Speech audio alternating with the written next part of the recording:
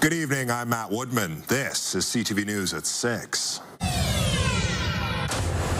Tonight, House of Commons comeback. What's next for Pierre Poilievre now that he's regained his seat in Ottawa? The next step is going to be the campaigning he does between now and when Parliament resumes. Prepare for takeoff. Some local passengers still stranded despite the Air Canada strike ending. Sorry, we cannot connect to you. Sorry, we cannot connect to you. So I have no idea what to do. And look over there. Police searching for thieves responsible for stealing while distracting others. Just that length of a conversation, very short. And he was able to reach in, pull my wallet out of my purse. Cloudier and cooler tomorrow with some more showers and thunderstorms in the forecast.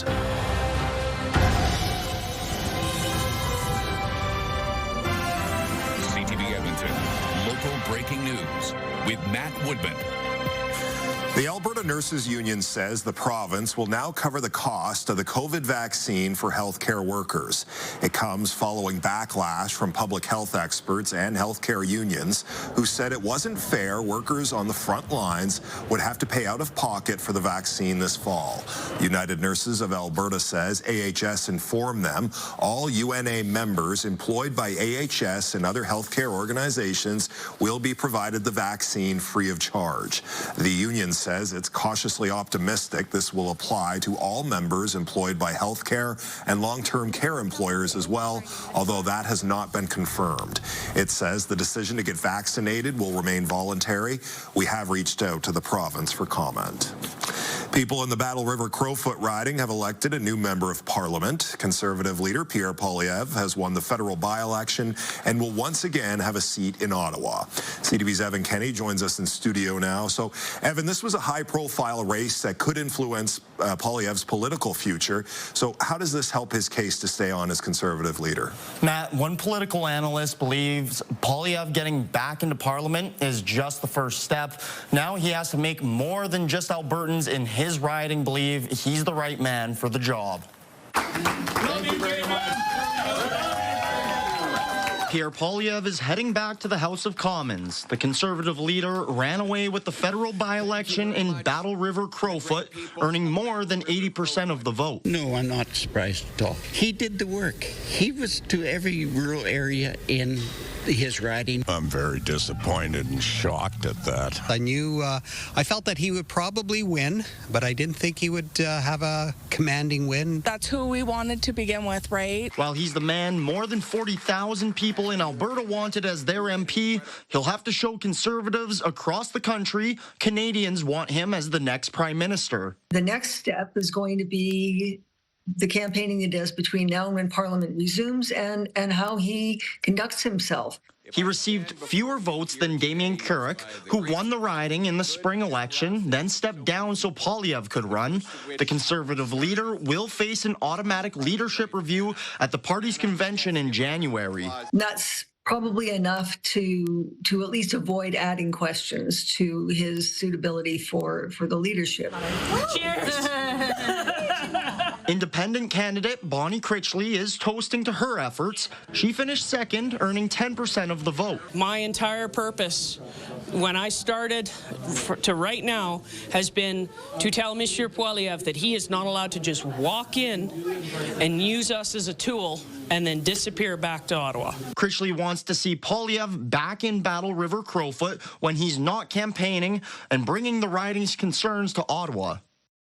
Poilievre says once Parliament is back, his party is proposing a Canadian Sovereignty Act that in part would legalize pipeline construction and mine approvals and eliminate the industrial carbon tax. Matt? All right, Evan Kenny live in studio tonight. Thank you.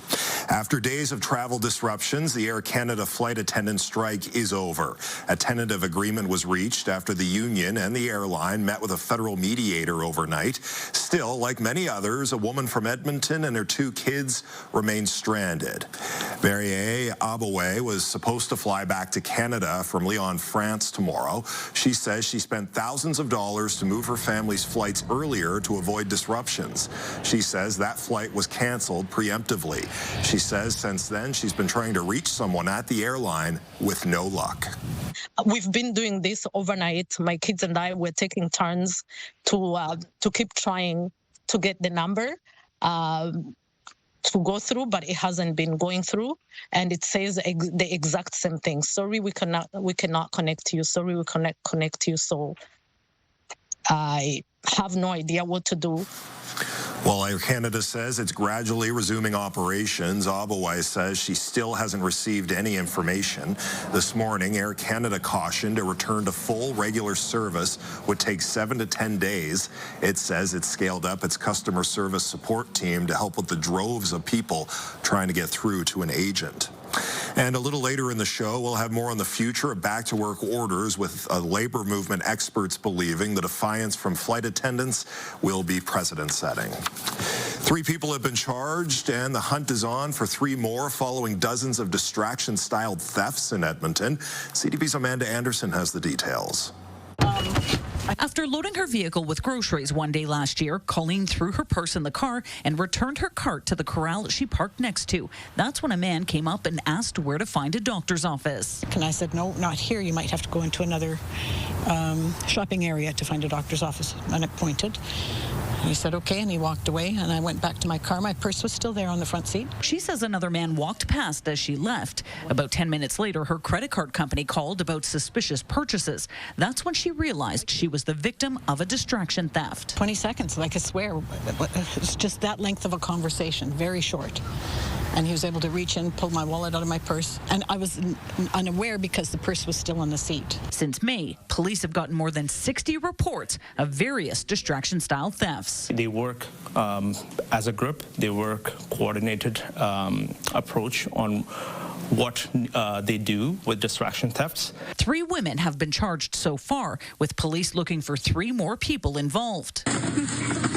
Police believe it's the same group captured stealing more than $1,500 from a Safeway in Windermere. We're also seeing a trend of distraction theft at a commercial store. This group is also involved in commercial thefts of perfumes. Police say all 6 are under investigation for similar crimes in communities just outside of Edmonton, as well as the Toronto area and in Surrey, BC. This particular group is transient in nature. It's believed they're part of an organized crime group, and there are other suspects. If that you have been a victim of these crimes by these individuals, maybe a distraction theft, maybe theft of property, or maybe fraudulently obtaining or purchasing of vehicle, please report it to us. Be very aware of your surroundings, I guess. And it just is a shame that you can't just be kind to people and not be taken advantage of. Amanda Anderson, CTV News, Edmonton. City Council has voted unanimously to replace its 20-year-old animal bylaw. The new bylaw comes after 2 years of public consultations. It includes new regulations on animal welfare, dog attacks, feral cats, license fees, and more. Today, an amendment was made for the city manager to impose conditions on a license to keep pigeons. It was moved by Councillor Erin Rutherford. She says she's heard numerous complaints from people in her ward about pigeon coops. Lots of noise and cooing, right? That makes their backyards very unenjoyable to be using. Sometimes even I've heard about smell, right, from all of the feces from the birds. The city will provide more details on the new bylaw tomorrow. City Council has approved a program that aims to get more student housing built downtown.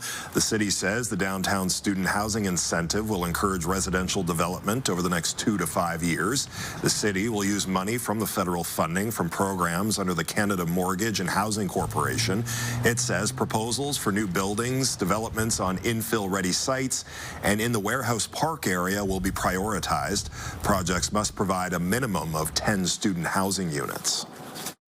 Our job is really just to administer it and to ensure that the applications are well done, and there's going to be a lot of competition for it, which is fantastic. That's exactly what you want to see. I think if we can build 500 additional student housing in the core of the downtown, that is good for our economy, that is good for affordability, is good for downtown vibrancy.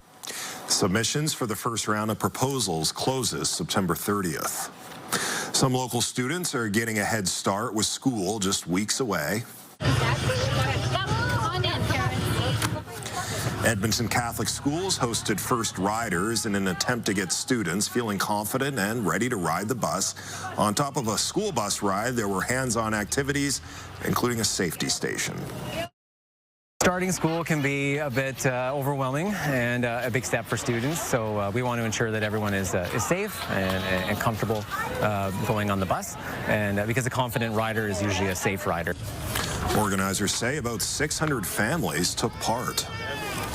One playwright hopes to promote stem cell donation at the Fringe Festival. Liana Semenina wrote her play, Hearts Left Open, to encourage the audience to join the stem cell registry. Semenina is partnering with Canadian Blood Services to tell a story about a young child who needs a stem cell transplant. The story is based on her brother's life-saving bone marrow transplant. I have had people come up who have lost siblings and parents to cancer and have connected to the grief and the anger that is mentioned in my play. It's been really rewarding, actually, and incredibly humbling at the same time to know that something that I created is touching people in the way that it is. We are in it every single day. We do hear about these stories, but you just see how families are impacted, so you see it from a different side. I see it from the medical side and the other side of it, but you get to see it from how the families are impacted. Hearts Left Open is at the Fringe Festival until Sunday. There's a cricket clinic coming to Clark Stadium this weekend. The program, TD Young Wickets, introduces cricket as fun and accessible sport for kids.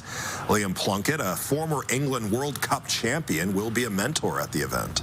We want kids to go away feeling like they got something from it and they enjoyed it.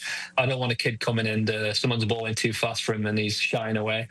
You want all the kids to come and enjoy it and learn cricket and go away and sort of want to learn again. Throughout the day, kids will be split into groups and introduced to different parts of the game. The clinic runs from 12:30 until 3:30 in the afternoon Sunday. Edmonton is hosting the Canadian Lawn Bowling Championship this week.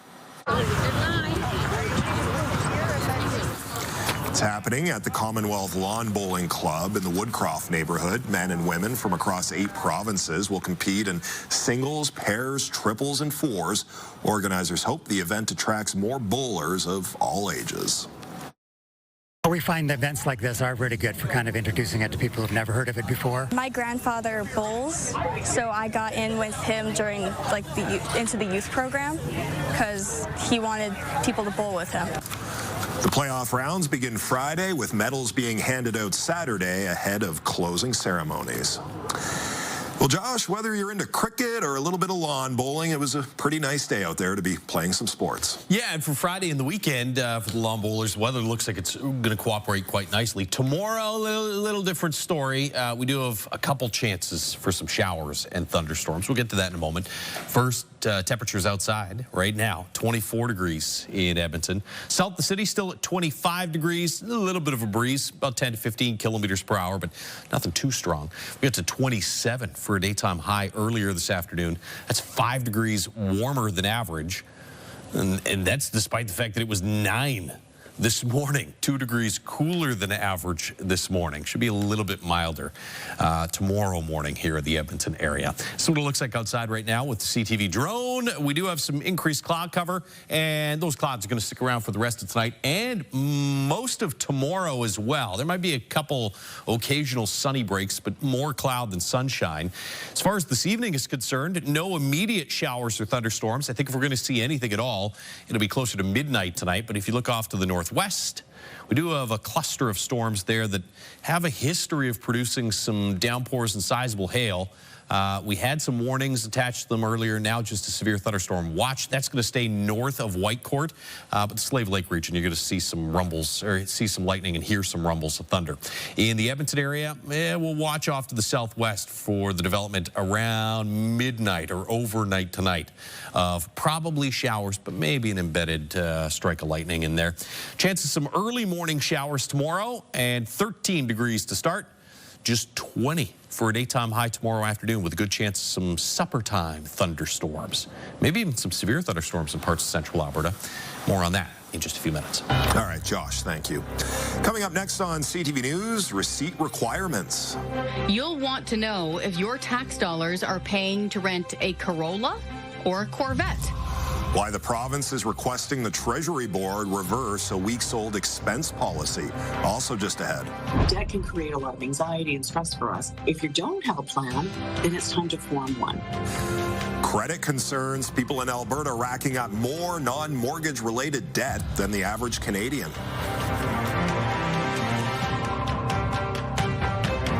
You by Century Casino. 3 great locations: Edmonton, St. Albert, and Century Mile.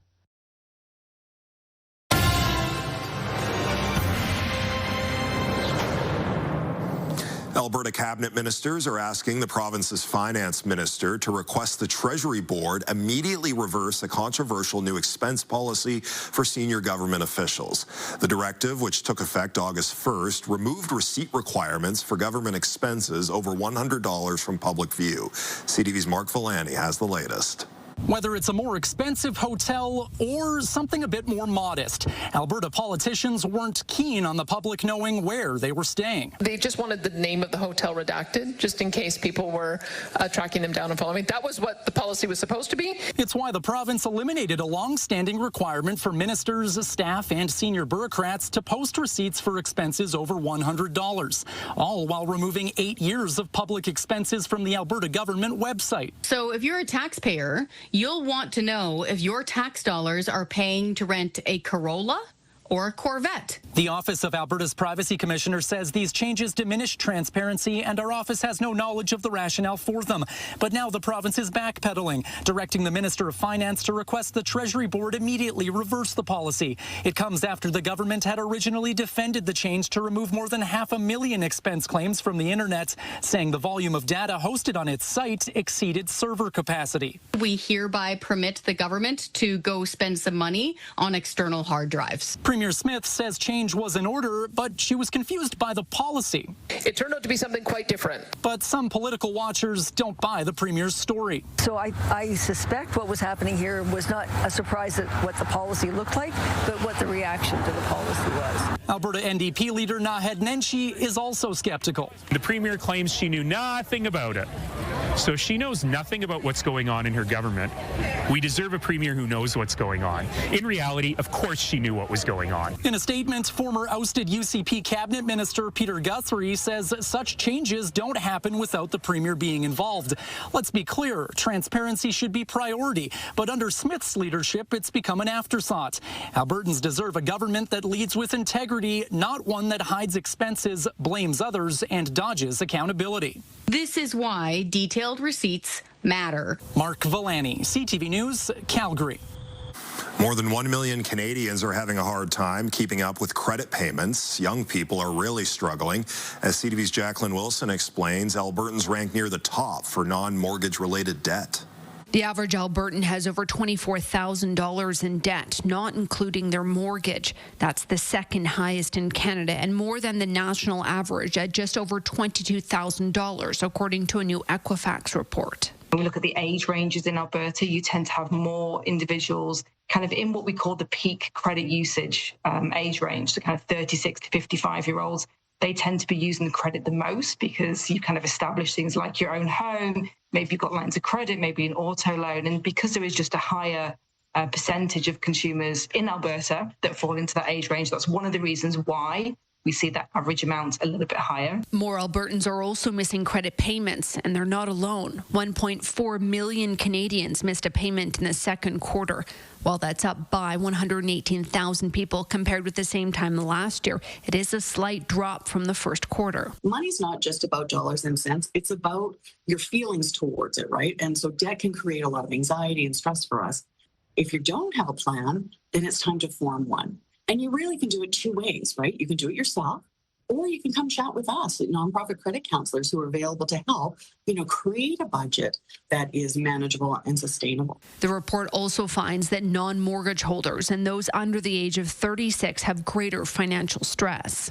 Well, I feel like right now it's kind of harder to get a job. You definitely need those connections in this world.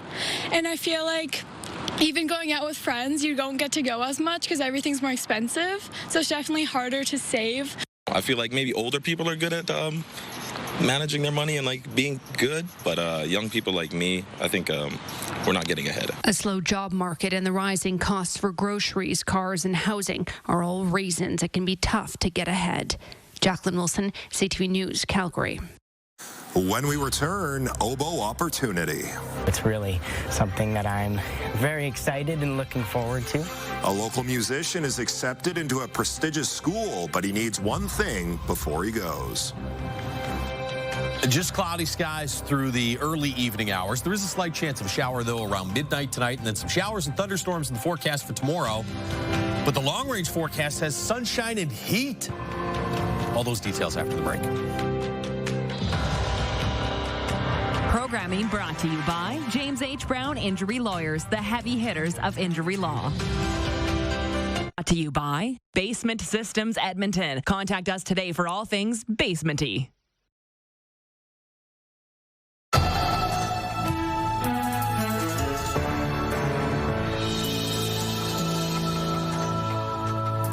An oboist in Edmonton has been accepted into a prestigious music school, and now he's hoping to upgrade his instrument.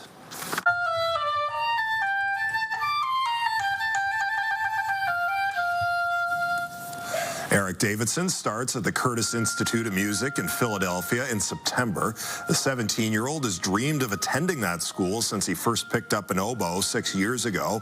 There's one issue, however. The oboe he currently has is past its prime, and it needs to be replaced.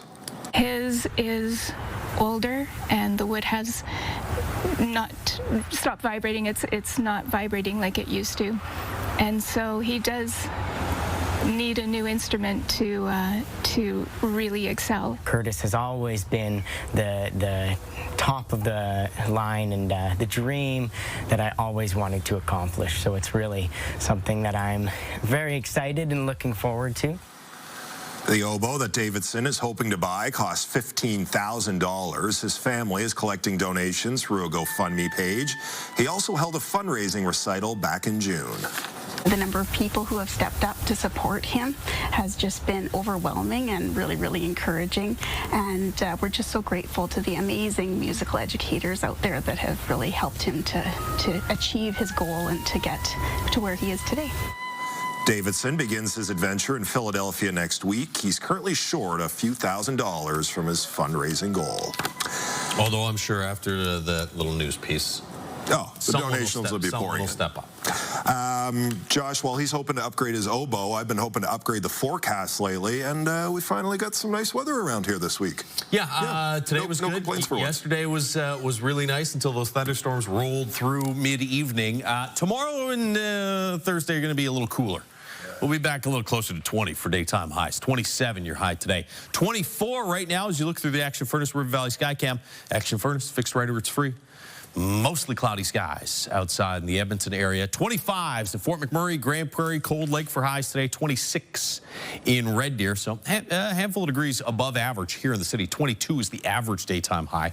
You have some heat warnings for southeastern portions of Saskatchewan, southeastern Alberta, and all of southern Saskatchewan. And then, as we said earlier, it was a severe thunderstorm watch. This warning's been popping up and then dropping and popping up and dropping. You do have a storm there just off to the north of Whitecourt that has prompted another severe thunderstorm warning. It is going to be up and down, that warning, for the next little while. Large hail, heavy downpours, the main threats off of that. You can see off to the southwest of the Edmonton area, there's a couple little cells, but there really isn't much developing just yet. So for the next few hours, what you see is what you get. No storms rolling through. If anything does decide to come through, it's going to be around midnight or 1 a.m. It looks like that one as well might prompt a warning off to the south of High Prairie, but these are the ones that are producing all of the lightning and have been occasionally producing some sizable hail. You'll see those continue to sneak off to the northeast. There's your chance of some spotty showers around midnight or early tomorrow morning. There might be a few embedded thunderstorms there, but I think for the most part, this is more like showers overnight. And then some scattered showers here off to the northeast and just to the south and southeast of Edmonton through tomorrow morning. So there is a chance around 7, 8 o'clock tomorrow morning you might see a couple sprinkles in and around the Edmonton area. A little better chance further to the east.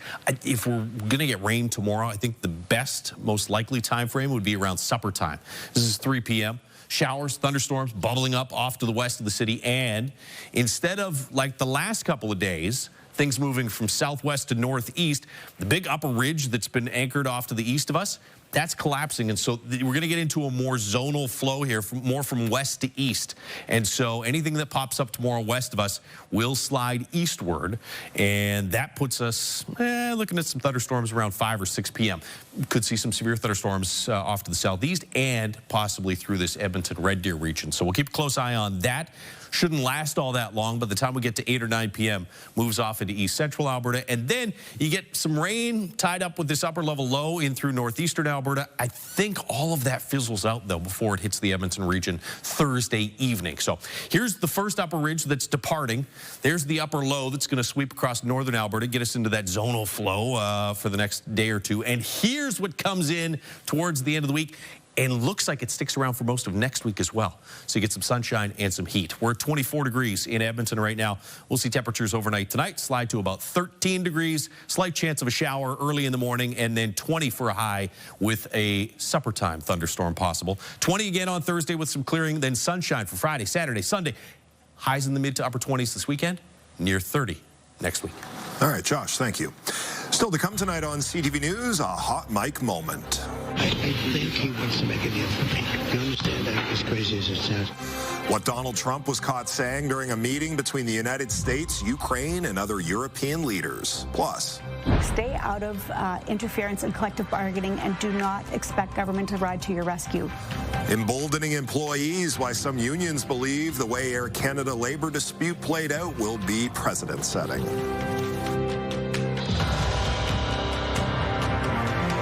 Programming brought to you by James H. Brown Injury Lawyers, the heavy hitters of injury law. Help make history this summer with the world's largest egg and spoon race, August 30th in Vegreville. Registration is now open.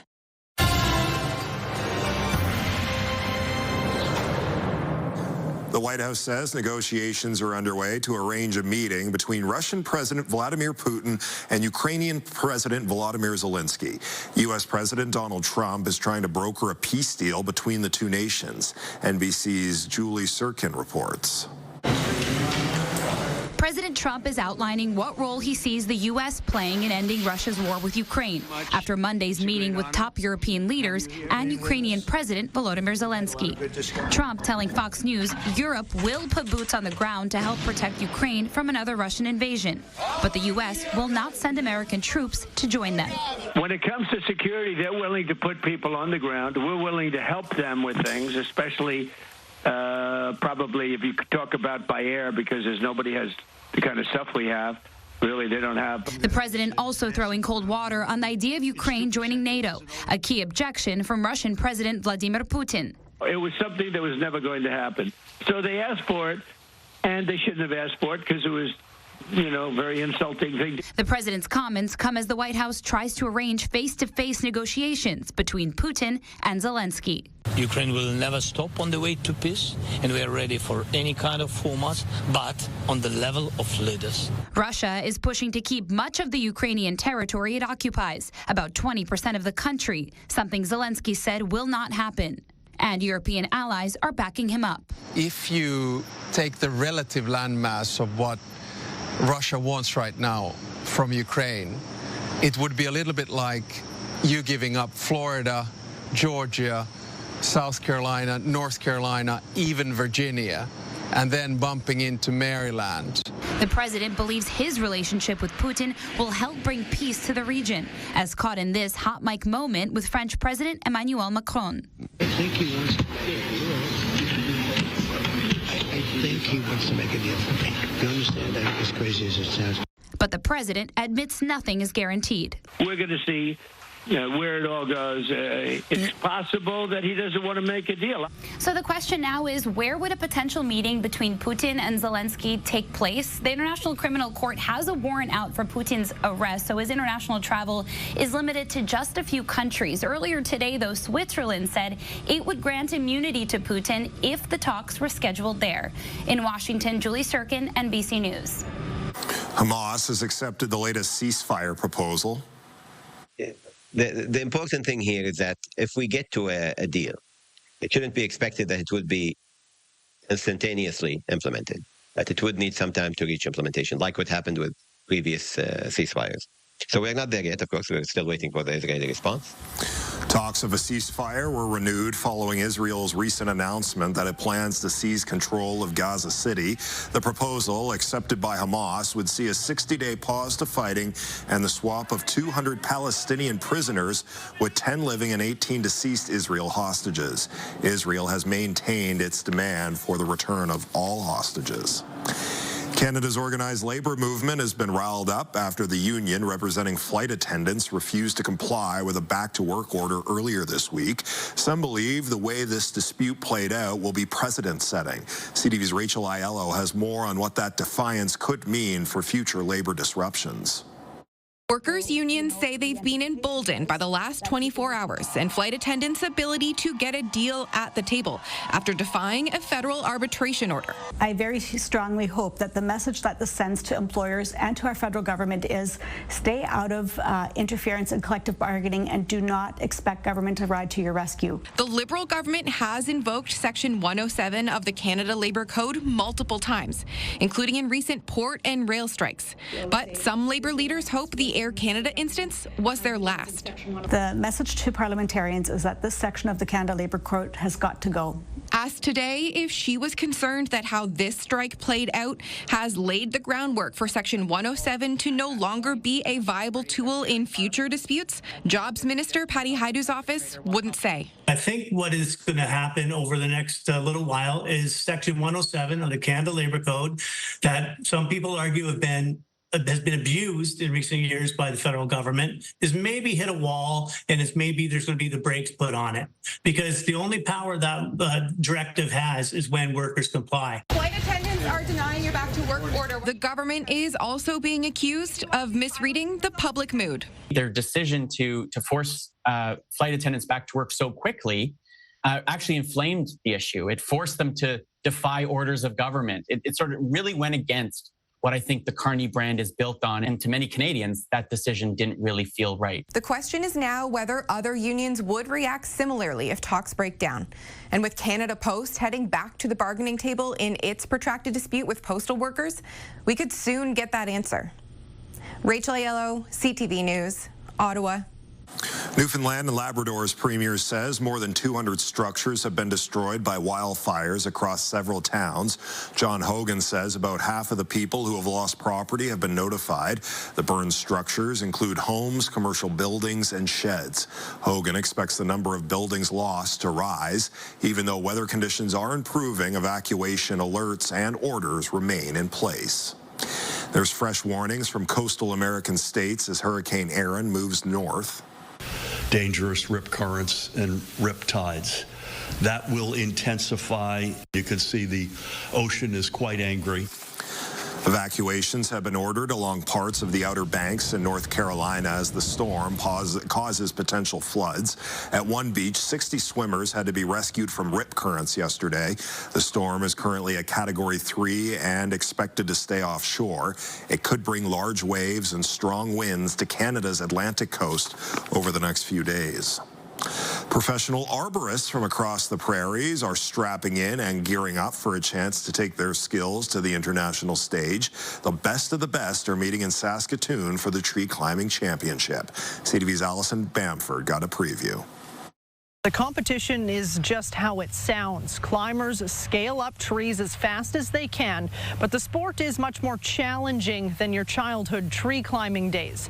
The trees they climb are 60 feet tall. It involves ropes, straps, and saddles, and 5 different events that climbers can score points in based on speed, agility, and technique. The competitors are known as industrial athletes. They're professional arborists who specialize in tree management across the prairies. They train just by doing their job. For example, this will be James Luchuk's first competition. On the weekends, he's been honing some of his techniques, but most of the training happens during the week when he's in a tree at least 3 out of the 5 work days. And once you kind of get to that top, where you get to remove that top, you kind of get an exhilarance. You just look out and you realize, wow, I'm 50, I'm 60 feet in the air. Not everybody gets to kind of see that view every day. And it's an accomplishment when you do. Now, in a few days, the trees in Kinsman Park will be filled with competitors from across the prairies. 45 of them trying to climb their way to the top of the podium in hopes of booking a ticket to the International Championship next fall. Coming up next on CTV News, paying more to build less. As they raise prices in the United States, we're going to see that spill over up here into Canada as well. Why increasing prices caused by tariffs at American Home Depots are expected to continue in Canada. Also just ahead, 25,000 signatures and counting, one man's effort to save a famous Alberta dinosaur from extinction.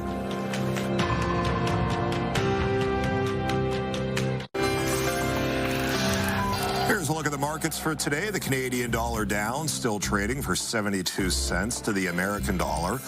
Oil lost 93 cents, closing at $61.77 U.S. a barrel. Gold was down nearly $20.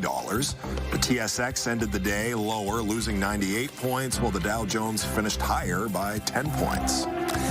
Canada's inflation rate eased slightly in July, rising 1.7% on a year-over-year basis. Groceries led the increase, with prices rising 3.4%.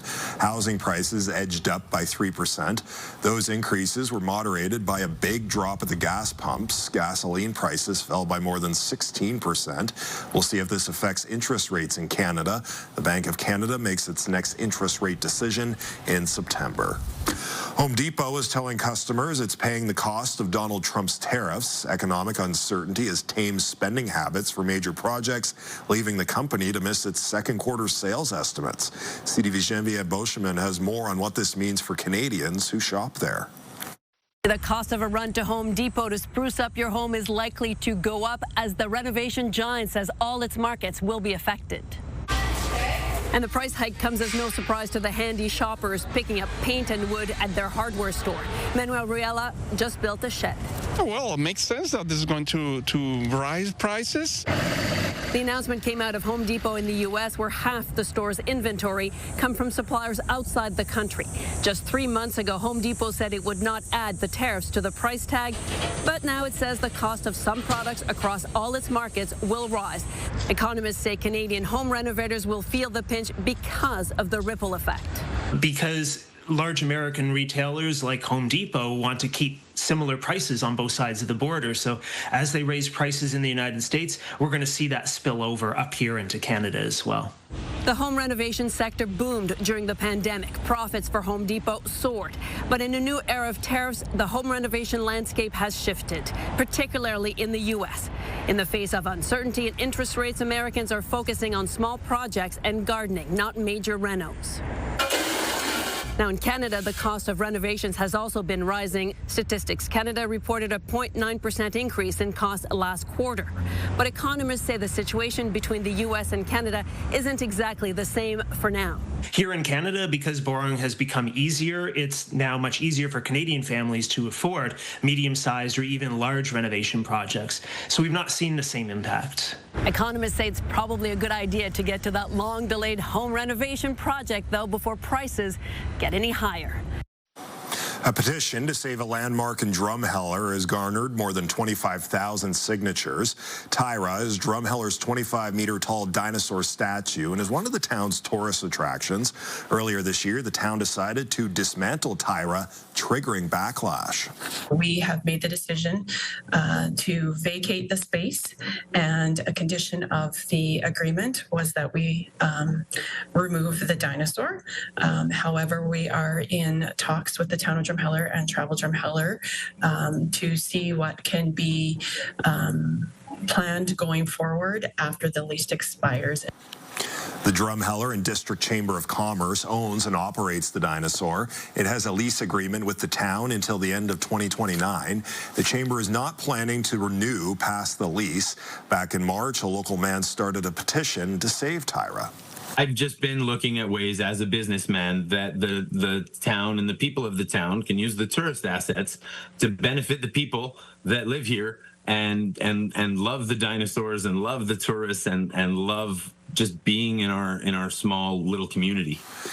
AJ Frey says he's collecting more than just signatures from people in Drumheller. People around the world are rallying around the recognizable dino, and he's hoping to gather many more signatures over the next 4 years. When we return, pedal to the metal. I want to go to the very top. Young racers testing their skills at a twisting track in Alberta.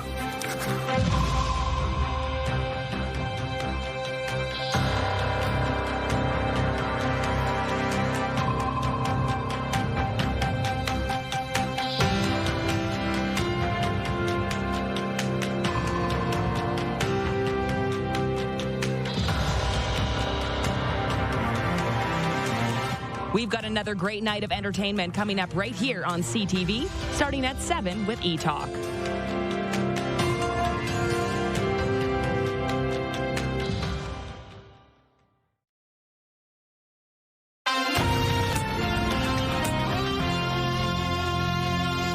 The popularity of racing and motorsports has skyrocketed with documentaries like Netflix's Drive to Survive and the recent blockbuster F1 the Movie. CTV's Kevin Fleming has more on a team helping drivers and their families financially so they can make their racing dreams come true.